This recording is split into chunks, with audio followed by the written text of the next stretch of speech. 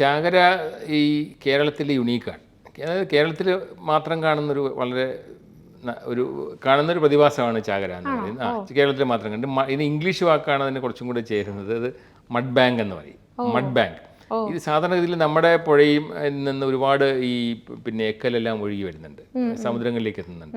ഇത് വലിയ അളവിൽ ഈ തീരപ്രദേശങ്ങളിൽ എത്തിക്കഴിഞ്ഞാൽ അതുകൊണ്ട് തന്നെ ഇതിങ്ങനെ വെള്ളത്തിൽ ഇതിൻ്റെ സാന്നിധ്യം ഉള്ളത് കൊണ്ട് തന്നെ തിരയുടെ ഊർജ്ജം കുറയും. തിരയുടെ ഊർജ്ജം കുറയുമ്പോൾ ഈ തീരപ്രദേശം വളരെ ശാന്തമാകും.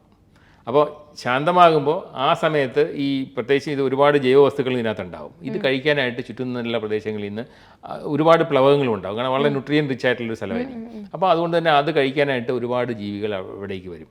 എക്കലടിയുന്നതും കൂടെ കൊണ്ടാണ് ഇത് സംഭവിക്കുന്നത് എന്നുള്ളതാണ്. ചത്തകര എന്നുള്ളതുകൊണ്ടായിരിക്കണം ഈ ചാകര വന്നത് എന്നുള്ളതാണ്. അപ്പോൾ കാരണം വളരെ ശാന്തമാണ്. ചത്ത് കിടക്കുന്നത് പോലെ കടലിൽ കിടക്കുന്ന ഒരു അവസ്ഥയാണ് അവിടെ ഉണ്ടാകുന്നത്. പലപ്പോഴും പത്രമാധ്യമങ്ങളിലൊക്കെ കുറച്ച് മത്സ്യം കൂടുതൽ കിട്ടി അതിന് ചാകര എന്ന് പറയും. അങ്ങനെയല്ല, ചാകര എന്ന് പറയുന്നത് ഇങ്ങനൊരു പ്രതിഭാസമാണ്.